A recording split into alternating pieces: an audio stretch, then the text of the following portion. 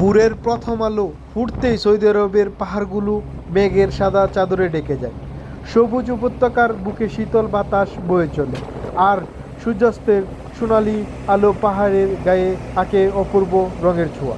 বিশেষ করে এই অঞ্চলে বর্ষার সময় প্রকৃতি যেন নতুন প্রাণ ফিরে পায়।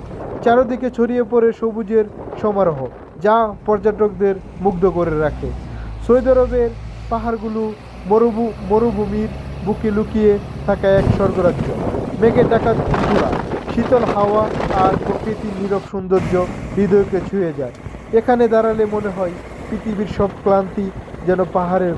সৌদি আরবের পাহাড়ি পাথর শুধু প্রকৃতির সৌন্দর্যের জন্যই নয়, দেশের ইতিহাসেরও গুরুত্বপূর্ণ অংশ। সৌদি আরবের পাহাড়ি পাথরগুলো যেন প্রকৃতির নীরব ইতিহাস। হাজার বছরের রোদ, বাতাস ও বৃষ্টির ছোঁয়ায় গড়ে ওঠা এসব পাথর মরুভূমির বুকে এক অনন্য সৌন্দর্য সৃষ্টি করেছে।